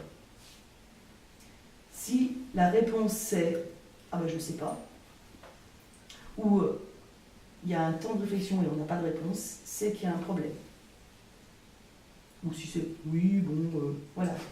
Normalement, quand on aime quelqu'un, on le sait et ça, on le dit. Donc déjà, posez-vous déjà cette question si vous avez ce genre de souci. Hein, voilà. Et ensuite, alors si vous êtes en accord avec vous-même par rapport à la personne avec laquelle vous êtes, déjà, on entre dans un cercle vertueux. Donc on est quand même dans quelque chose qui est relativement positif. Ensuite, bien sûr qu'il y a les aléas de la vie. Vous êtes deux personnalités différentes qu'il va falloir réussir à combiner ensemble. Et donc là, il y aura forcément des compromis à faire. Et quelqu'un qui lutte contre les compromis, c'est de la peur, ça. C'est-à-dire, si vous n'arrivez pas à mettre en place des choses qui soient à la fois bonnes pour vous, mais aussi pour votre partenaire, ça veut dire que, quelque part, vous n'êtes ni en accord avec vous-même, ni en accord avec le couple. La vie de couple est faite aussi de compromis et d'accords de couple, pour le coup. C'est-à-dire que de deux accords, on en fait un, qui est bon pour les deux, pas seulement pour un. Ça vous parle, ça? Tant mieux. Donc, essayez d'entrer dans le cercle vertueux, par exemple, en simplement vous demandant qu'est-ce qui pourrait être amélioré dans votre couple, qu'est-ce qui, par exemple, semble poser problème, que vous n'avez peut-être pas... La clé, c'est la communication, hein, c'est de réussir à parler avec l'autre sans s'énerver, calmement, avec amour, en le traitant comme soi-même, c'est-à-dire en l'aimant autant que soi, et en lui permettant de s'exprimer, et sans porter de jugement, surtout. C'est quoi cette tête, Aurélie? Non, parce que si c'est traité comme ça, moi je sais que des fois, moi je suis très dure, donc ça veut dire que je peux me lâcher aussi avec lui, du coup. Dis donc! Moi j'ai un peu de plus d'amour que tu Oui, voilà, c'est vrai, c'est ça, oui, il y a un problème. Alors par contre, on ne s'aime pas assez pour aimer l'autre, hein? Ouais, enfin, je sais pas. Moi je sais que je suis... Pour aimer les autres, il faut commencer par s'aimer soi-même. Ça, c'est très important. Vous êtes la première personne pour qui vous êtes venu sur Terre. Moi, c'est sûr que de la tête, je ne vais pas bien souvent. Voilà. Alors, en ce qui concerne notre vie sociale, généralement, pour entrer dans le cercle vertueux, c'est relativement simple, il suffit de sortir. Oui, c'est logique. C'est-à-dire que la vie sociale, ce sont les interactions qu'on a les uns avec les autres. Donc si vous au début peut-être pour certains qui sont un peu timides, donc un peu du mal, ça va être compliqué d'aller vers les autres et tout ça. Si vous vous bousculez un tout petit peu, vous allez y arriver. Et vous verrez qu'au fil du temps, quand vous entrez dans ce cercle vertueux, vous aurez de plus en plus de facilité à aller vers les autres, vous aurez de plus en plus de plaisir à aller vers les autres, et donc du coup vous allez nouer des relations qui seront très enrichissantes pour vous et qui vous permettront d'échanger, de recevoir, de donner, et donc du coup qui vous permettront aussi d'expérimenter des choses qui sont intéressantes. Pour la vie spirituelle, c'est autre chose. Comme c'est un aspect mixte, en fait la vie spirituelle sous-entend l'amour. Quand il y a de la peur dans la vie spirituelle, on est dans le déni de ses capacités. Par exemple, on va dire oh mais non, mais moi non, j'ai pas de capacité alors qu'on voit plein de trucs. Ou on va dire oulala, mais il se passe des trucs là, donc ça me fout la trouille, c'est pas ma faute, c'est la faute de l'entité à côté. Voilà, on va tout se mettre à voir tout noir. Alors qu'il n'y a rien de noir, tout est très simple. Il n'y a rien de compliqué dans la vie spirituelle, c'est de l'amour, c'est que ça. Alors oui, il y a des entités, oui, il y a un monde de l'autre côté, oui, il y a des choses qu'on ne voit pas forcément, qui sont plus subtiles, mais tout ça, il n'y a rien de vraiment négatif si vous ne faites pas appel au négatif. Donc le seul équilibre à avoir, si vous ne faites pas appel au négatif, donc le seul équilibre à avoir en fait, c'est d'abord de s'aimer, de donner de l'amour, et surtout d'être en équilibre avec ça. Ne demandez pas de choses négatives. En fait, c'est très simple, il suffit de, par exemple, suivre les accords Toltec pour ne pas faire entrer de négatif dans sa vie. D'ailleurs, je peux pas... Oui, vas-y. Oui, D'ailleurs, tu parlais justement du côté... alors, je ne sais plus quand est-ce que c'est venu, du fait que quand on avait peur de la partie spirituelle, ça pouvait être lié à un parent. Moi, je sais que mes parents, quand je leur disais, quand j'étais gamine, que je voyais des trucs... bien sûr. Et encore, ça n'arrivait pas tout le temps, mais il y a des fois où ça m'arrivait. Mais non, t'as halluciné, mais non, t'as Ah ben oui, mais ça, c'est au courant, ça. Et du coup, ça t'a permis... Alors toi, ça n'a pas forcément verrouillé les choses, puisque tu exprimes ton côté spirituel. Oui, mais j'ai toujours été un peu... Même si j'étais une enfant très timide et très dans le respect de la hiérarchie, parce qu'on m'a éduquée comme ça. Oui, mais là, c'est un problème plutôt d'accord familial. Là. Oui, voilà, donc il y avait ça, plus le fait que apparemment ma mère a vécu des choses un peu particulières, qu'elle n'a pas expérimenté elle, mais bon, qui ont fait peur. Mon père n'a pas répondu du tout. De la peur. Voilà, donc forcément, moi à côté, à qui j'en parle quand t'es petite, par tes parents, ça ne pas trop, quoi. Et c'est vrai que malgré ça, j'ai toujours été attirée par tout ce qui avait un trait au pendule, au magnétisme, et bon, même mon père, bizarrement, n'était pas hermétique à ça, ce qui me permet d'envie de voir un magnétiseur, paradoxalement. Mais il y avait toujours cette idée, quand on voyait des entités, non, ça faisait peur, quoi, et du coup, ça me bloquait. Et c'est vraiment quand, 2012, quand tu m'as estampillé médium, que du coup, je fais... Ouh, je t'ai estampillé. Non, mais en fait, bon, parce qu'en fait, je me disais juste sensible, réceptive, et je me disais pas médium, parce que moi, je mettais médium là-haut, enfin... Non, il y a plein de sortes de médiumnités différentes. Oui, mais après, ça, je l'ai appris par la suite, parce que je côtoyais pas ce genre de monde avant. Mais c'est vrai que du coup, ce qui me faisait peur avant, au niveau des entités, ça m'a plus fait peur après. Enfin, pour moi, c'est et maintenant que tu n'as plus peur, du coup, c'est plus facile. Ouais, mais surtout, j'ai mis des postes il y a pas longtemps. Alors aussi, entre autres, j'ai fait petite durée avec Émile, là. Donc, il y a des choses qui sont un peu ça mieux. Mais ouais, effectivement, il y a cette peur liée donc, à cette partie spirituelle, n'a plus eu lieu d'être, en fait. Oui. Bon, c'est pas d'autres choses, mais non, ça, je trouve que c'est bien calmé ces derniers temps, c'est cool. Mais, et oui, parce qu'il y a moins de peur. Ouais, voilà. Tout simplement. Puis j'ai fini par percevoir, je voyais plus des squelettes noirs ou des squelettes blancs, j'ai fini par le percevoir autrement en fait. Oui. Au fur et à mesure que j'évoluais, la peur... tu l'as dit, au fur et à mesure que tu as évolué, la peur s'est atténuée et donc du coup, disparaître. Ouais, maintenant c'est plus des fois qui me gonfle un peu, mais quand je me sens, on a le droit, parce que bon, des fois c'est vrai quand on est sollicité par l'autre côté, ça fait beaucoup de choses.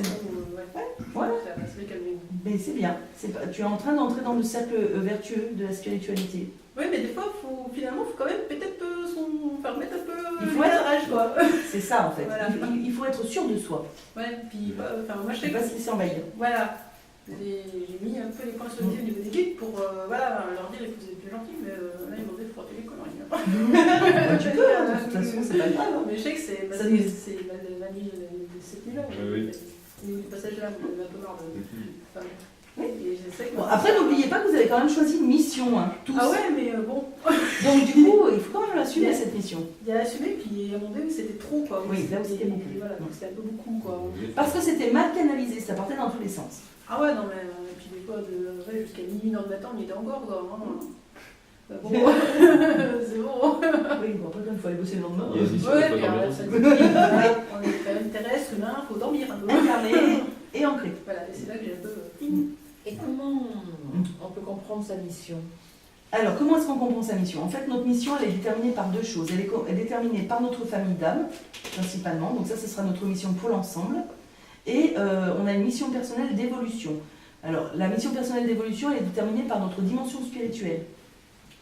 Donc ça veut dire que suivant votre dimension spirituelle, vous n'allez pas tous travailler les mêmes choses. Quelqu'un qui est sur une première va travailler le matériel, c'est ce que je vous ai expliqué tout à l'heure. Et quelqu'un qui sera sur une quatrième dimension va travailler l'ouverture de cœur et les émotions. Donc forcément, ce ne sera pas du tout la même chose. En première dimension, le truc important, ce sera d'avoir une maison, un travail qui rapporte et un labrador et une famille. En quatrième dimension, ce sera plutôt réussir à canaliser ses émotions et à donner de l'amour aux autres. On peut vouloir aussi une maison avec un chien. Oui, mais tu l'as déjà expérimenté, ça c'est fini en quatrième dimension, bien sûr. Alors, bien sûr, oui, quand tu es stabilisé dans l'aspect professionnel et matériel, oui. Mais en même temps, c'est pas la priorité, c'est ce que je veux dire. Ça se fait naturellement parce que tu es équilibré. Tu cherches plus à l'avoir volontairement en fait, c'est pas le but de ta vie. Tu vois ce que je veux dire? Dans une quatrième dimension, ou dans une troisième ou une deuxième. Il y a vraiment des stades différents. Une fois que tu as expérimenté, c'est acquis. Donc normalement, tu n'es pas censé l'oublier, sauf si tu as un déséquilibre dans un de tes aspects. Voilà. Qu'est-ce que vous voulez dire? Ah oui, donc notre mission. Alors après, voilà. Donc la mission personnelle qui est déterminée par rapport à notre dimension spirituelle et notre mission pour l'ensemble, donc ça qui est une mission importante, vous êtes tous là aussi pour l'ensemble, qui est liée à notre famille d'âme. Donc en fonction de notre famille d'âme, on aura des missions qui seront différentes. Sachant qu'il y a un certain nombre de familles d'âmes, et donc du coup on fait tous partie d'une. Il y en a trois majoritaires, enfin il y en a trois dont découlent toutes les autres. Donc soit vous êtes guerrier, soit vous êtes guérisseur, soit vous êtes enseignant. Et après il y a toutes les sous-familles. Chaman, alchimiste, fée. Mais guerrier, Guerrier, oui. c'est-à-dire? Alors c'est une famille originelle, la famille des guerriers. C'est une famille qui est là pour de faciliter le passage de l'énergie dans les endroits où c'est un peu difficile. Par exemple, Hein? un géobiologue.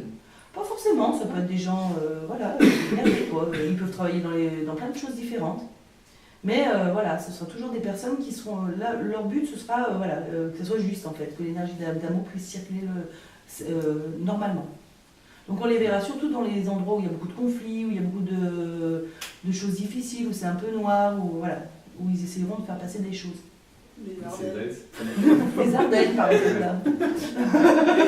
Oui, c'est bon. Non, parce qu'on a vu. Oui, voilà, on par parlait des exemple. infos là, juste. Ça peut par exemple. On en a certains qui seront dans les forces de police, dans l'armée, dans les choses un peu. Par exemple. Mais bon, ça on l'étudiera en cours de toute façon, les familles d'âme. Donc voilà. Donc vous saurez pourquoi vous êtes là. On sera quelle famille enfant? Oui. On va déterminer ça. Ensuite, nous allons parler du processus de guérison, parce que c'est quand même le but. Hein, voilà. La première étape du processus de guérison, et ça c'est pour tout le monde pareil, c'est la compréhension. Compréhension, ça ne veut pas dire conscience. Ça veut dire qu'intellectuellement, on a compris quelque chose. C'est-à-dire que pour la plupart d'entre vous, d'ailleurs, la compréhension, elle existe déjà. C'est-à-dire que vous savez quels sont vos problèmes et vous avez souvent même mis le doigt dessus, vous savez quelle est l'origine. Vous le savez intellectuellement. C'est la première étape. Mais ce n'est pas encore la guérison. Savoir, ce n'est pas la guérison. Après, il y a la conscience. La conscience, c'est j'intègre ça. C'est-à-dire que d'un seul coup, j'ai une illumination qui me dit « Ah, mais tout s'explique, ça y est, j'ai compris. Vraiment, là, je suis au-delà de la compréhension. J'ai conscience du phénomène et je connais ce mécanisme. Donc, je vais pouvoir le défaire. » Et donc là, on entre en guérison. Vous voyez ? Donc il va falloir, si vous le souhaitez, hein, parce que ça c'est simplement des informations que je vous donne, il va falloir en fait aller faire un bilan de vos 5 aspects de vie, voir où vous en êtes aujourd'hui. Un petit bilan, tranquillou. Et en fonction de ce que vous allez pouvoir déterminer, voir dans lesquels vous êtes dans le cercle vertueux, dans lesquels vous êtes dans le cercle vicieux, Voir si peut-être vous êtes dans des cercles vicieux depuis très longtemps et que donc du coup il y a des manifestations physiques et essayer donc du coup de sortir de ces cercles vicieux pour entrer dans des cercles vertueux. Après c'est des exercices qui se mettent en place naturellement, c'est-à-dire qu'une fois qu'on a compris comment ça fonctionne, on arrive à le mettre en place pour les autres aspects. Mais je vous dis quand même que nous sommes des êtres humains et que c'est normal de vivre des expériences difficiles. Il suffit de les aborder, parfois, avec les yeux de l'amour et pas avec les yeux de la peur. Est-ce qu'il y a des questions? Oui. Et quand est-ce qu'on dort dans tout ça? C'est bon. Moi j'ai vu là en 6 ans l'espèce de festival que ça a été avec un mélange de tout ça. Oui, bah oui. Et la seule question que je me pose maintenant, c'est quand est-ce qu'on peut dormir un peu pour quand même récupérer et continuer tranquillement, tu vois? Non, t'inquiète, ça viendra. Quand tu auras tout réglé. Oui, quand t'auras tout réglé. C'est 6 ans que tu dis ça. Mais n'empêche que si on regarde les choses objectivement quand même, la Aurélia d'il y a 6 ans et celle d'aujourd'hui, ça n'a rien à voir. Ah ouais, non, mais ça c'est clair. Bien. C'est clair. Mais j'ai toujours pas beaucoup dormi, tu vois. C'est cette obsession pour le sommeil, là. C'est bon, mais ça va, je les ai cachés là. Bien. Non, mais je veux dire, je pense qu'on est tous prêts à aborder ce genre de choses, mais c'est vrai que quand tu es dans des phases actuelles où l'énergie elle bouge dans tous les sens, où tu es sensible à tout ça, et que même la nuit tu n'es pas serein, parce que tu te réveilles à 3h du matin, 5h du matin, enfin bon, on a tous des sommeils un peu bizarres. Forcément, quand toi déjà physiquement tu es crevé, quoi, tu as plus de mal à aborder ce genre de truc, quoi. Et du coup, à être un peu plus conscient. Mais il ne faudrait peut-être pas aborder quand on est en faiblesse, peut-être, non, je dis ça comme ça. Ah bah, c'est quand on est en faiblesse qu'il faut aborder les choses. Oui, mais je veux dire, quand on est là, apparemment... Si vous êtes en faiblesse, ça veut dire qu'il y a un dysfonctionnement. Forcément, et que si vous êtes en faiblesse, ça veut dire que quelque part il y a une peur. Donc c'est le moment où il faut aller voir. Ouais, mais je veux dire, la seule faiblesse, c'est le fait de manque de sommeil. Quand vous êtes un petit peu, enfin, je veux dire, oui, c'est bien, mais je veux dire, Aurélia, quand tu me parles de ton sommeil, je comprends, je sais que c'est très dur de manquer de sommeil. Mais en même temps, pourquoi est-ce que tu manques de sommeil? C'est pas uniquement parce que ça brasse trop, qu'il y a des énergies, qu'il y a des choses comme ça. C'est peut-être aussi parce que tu as quelque chose à travailler. Donc il y a quelque chose qui travaille. Aussi, tiens, par exemple. Parce que là, ça peut très bien, même si au-delà de ça, tu me dis oui, mais il me sollicite beaucoup tout ça, mais ça peut être parce qu'il n'y a pas, que l'équilibre spirituel n'est pas complet. Peut-être que tu n'es pas encore tout à fait calé dans un cercle vertueux au niveau spirituel. Ah, mais ça, je sais qu'il y a certains trucs où je ne suis pas encore calée à 100%, ça c'est évident. Ça, on l'est tous. Hein, ouais, donc voilà, il n'y a pas de doute. Ouais. Mais voilà. Enfin, je veux dire, c'est vrai que depuis septembre, là... ça brasse beaucoup, effectivement. Mais tu c'est travailles bien. Il ne faut pas s'inquiéter. Ouais, mais c'est dodo quand même. Tu lui fais une bonne tisane. Et voilà. Voilà, une bonne tisane, une bonne bulle de protection et on n'en parle plus. Demain matin, 9h, c'est bon. Parce que même quand tu dors, tu fais des rêves, tu pars dans tes sommeils, dans des sommeils. Tu fais ta protection. Ah mais oui, mais alors matin, soir, c'est là, j'adore. Mais je veux dire, tu pars, tu fais des cauchemars, tu fais des trucs, tu vois d'autres choses, mais je veux dire, même des fois quand on fait la sieste entre midi et deux, t'es en monde alpha, tu reçois encore des infos, enfin je veux dire, ok c'est sympa, mais des fois t'aimerais bien que ce soit voilà. Que ce soit plutôt un sommeil réparateur ou tu mais là c'est parce que c'est encore un petit peu l'anarchie quand même au niveau spirituel, parce que dans la vie ça devrait être beaucoup plus... Je veux dire, il y a peut-être...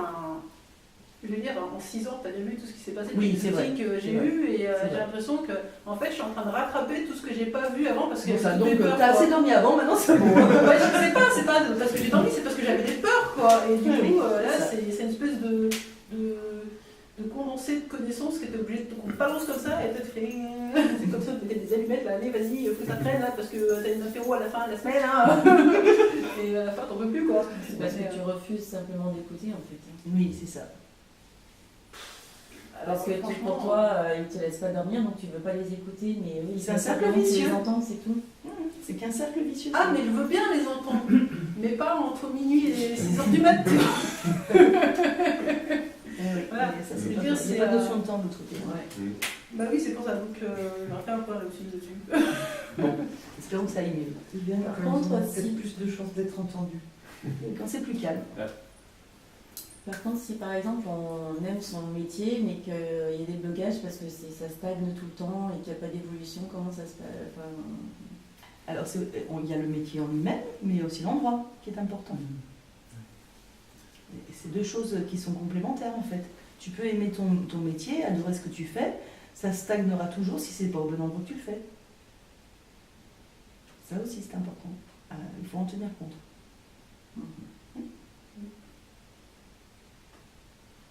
D'autres questions?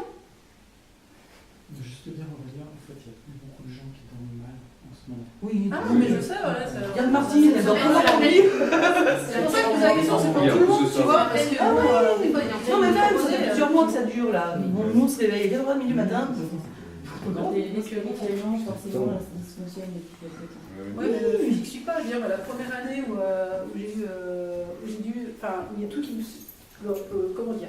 J'allais dire tout qui m'est tombé dessus parce qu'entre la cohésion familiale, d'assumer ma débilité,